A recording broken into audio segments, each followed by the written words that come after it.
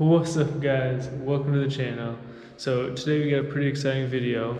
We got a new mod for the Colorado and it is a sports bar. So I've been wanting one of these for a really long time. I mean, they're super sick, they look super good. Kind of back up a little bit here so you get the full effect. I just kind of walk you through kind of installing it was the plan for this video at least.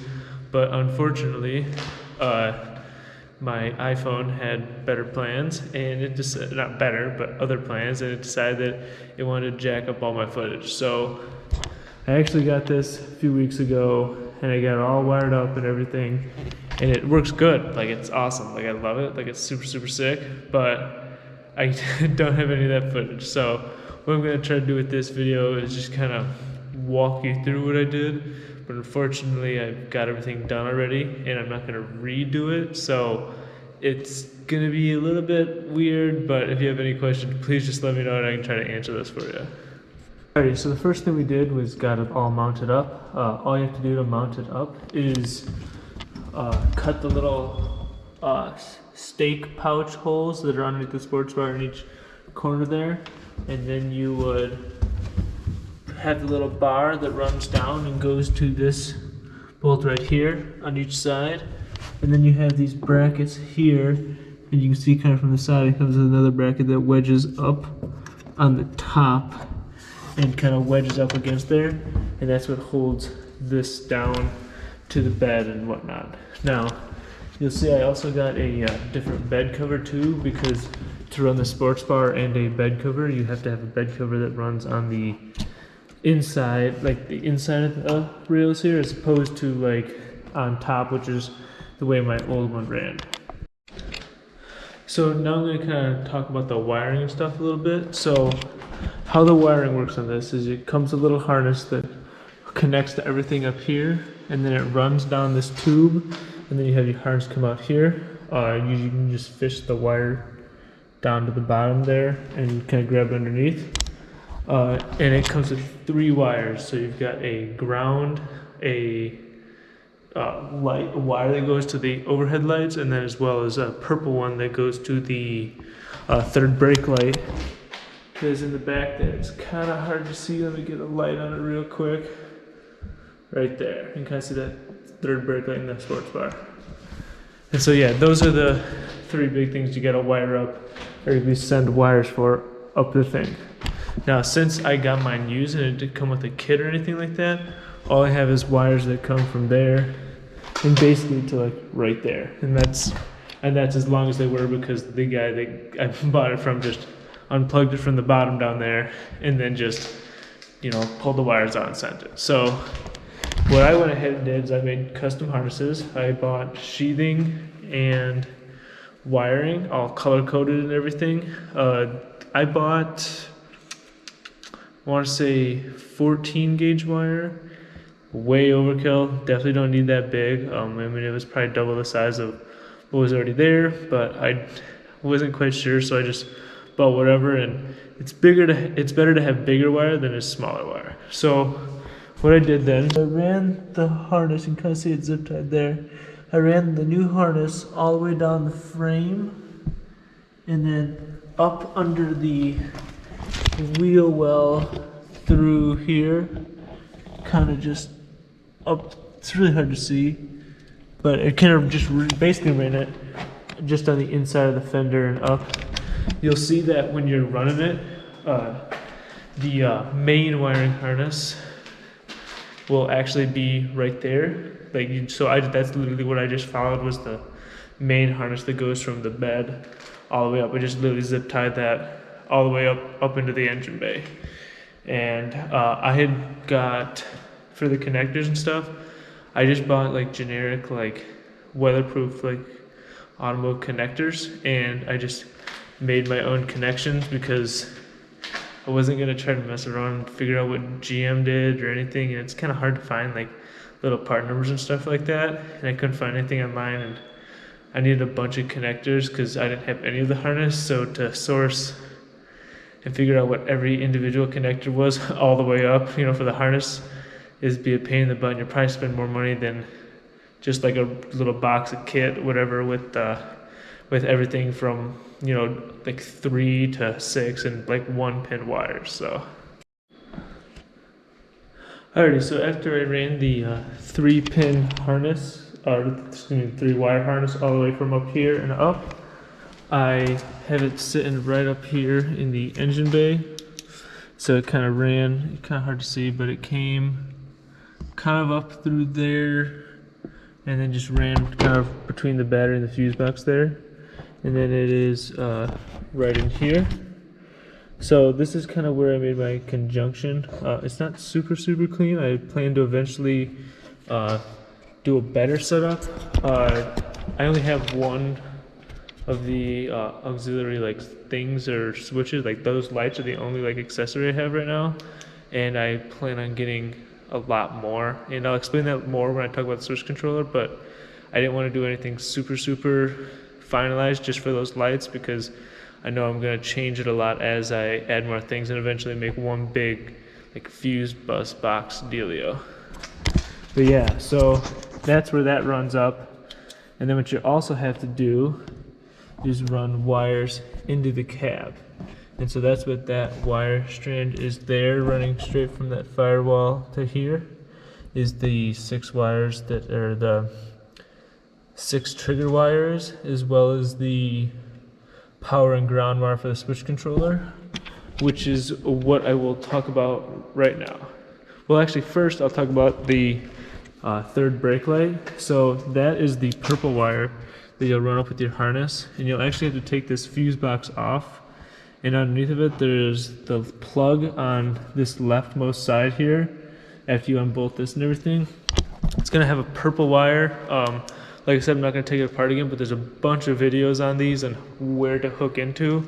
I just tapped into the wire. A lot of people will repin it and stuff, but I couldn't get the pin out and I didn't have the right tools to do it, so it was, instead of like busting it or whatever, I just kind of tapped off of it. So now technically both of mine work, but in a future video I'm going to do something a little bit different with that third brake light, and it'll kind of make sense the reason why I just tapped into it, and don't worry about trying to unplug it or anything like that, because if it's there it might as well be plugged in. It kind of seems weird to just unplug it, but I don't know. But yeah, that's what we did there. Trying to think. Ground wires, I kind of ran around the side of the battery there, over, and then I just connected to right up here on the battery post. There's already a couple wires there or whatever on that, so you know, I didn't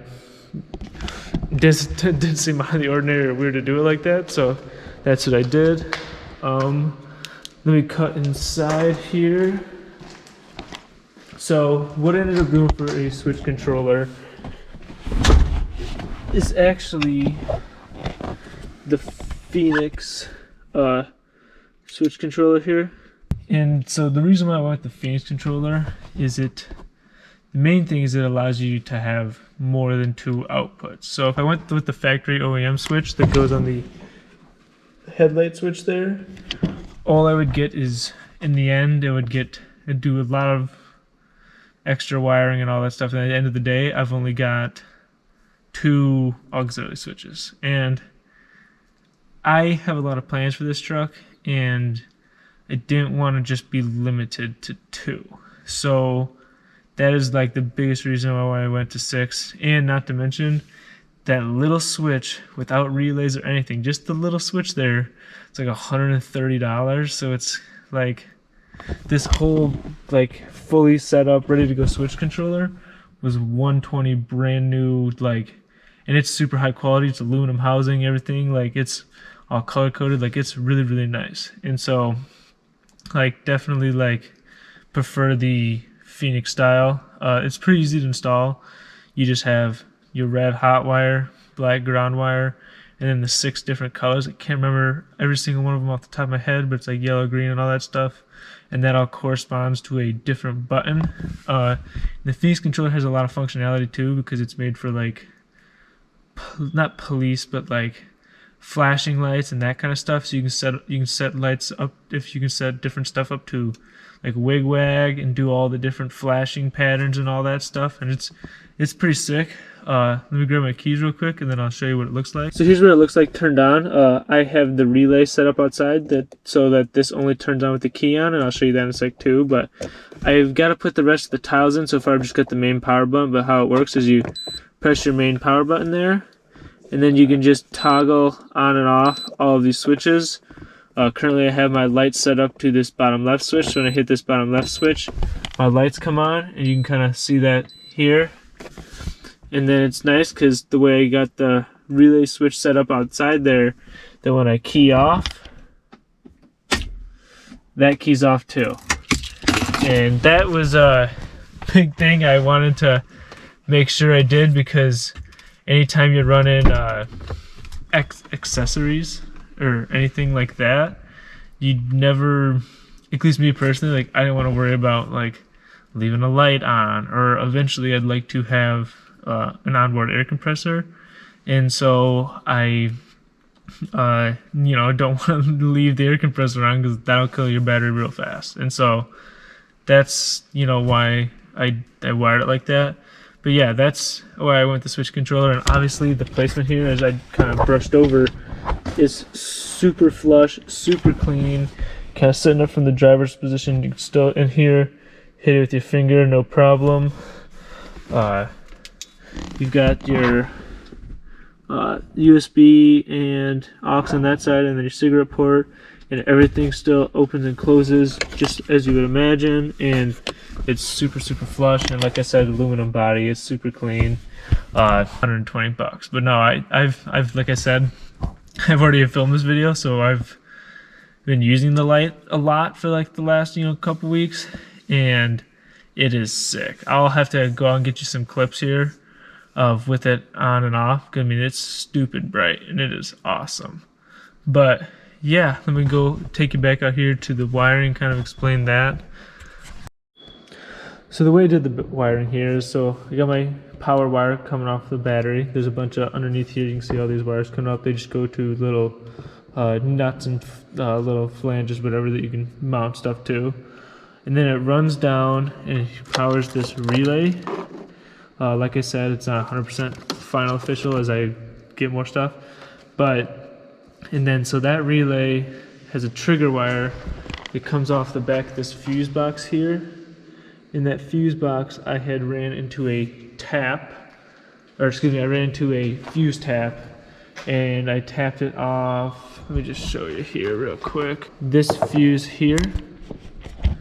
And so what that allows it to do is that gives me my whole, I think it's the 4x4 switch fuse or axle switch fuse or something like that. I have to, can't remember off the top of my head, but it's this fuse right there, the fourth one in from the driver's side of the fuse box, and that gives you your whole effect of doing the key on and off, and it turns the lights and all your accessories on and off.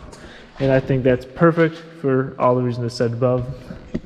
But yeah, I'm trying to think if I covered everything. That's the main part. It's really simple. It took forever though, because I was trying to run the wiring perfectly. You can see that everything is in nice, like factory OEM looking harnesses and everything. That's why you can kind of hardly even see what I've done other than the little bit of wire mess here, because it's so clean, and that's kind of what I was going for, was for like that OEM look and whatnot. And so I think it turned out great, and I'm super pleased with it.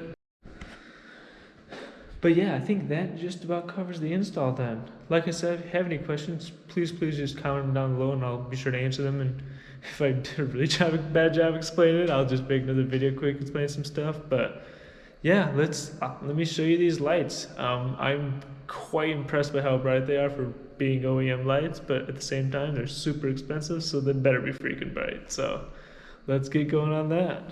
They are, and that's in a fully lit parking garage, and yet it's still too bright that the camera can't even remotely pick it up. So super sick. Just a big fan of that. But yeah, I think that kind of concludes our video here.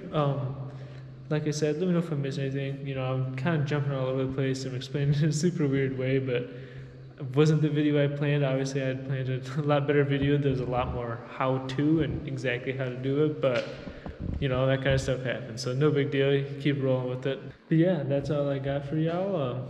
hope this video was helpful, and hopefully it kind of shows you kind of the process of how to go about buying a used bar and whatnot, and doing it yourself, because it's a pretty decent process for pretty good result and save a lot of money to do it. But that's all. So thank you guys so much for watching, and I'll catch you next time.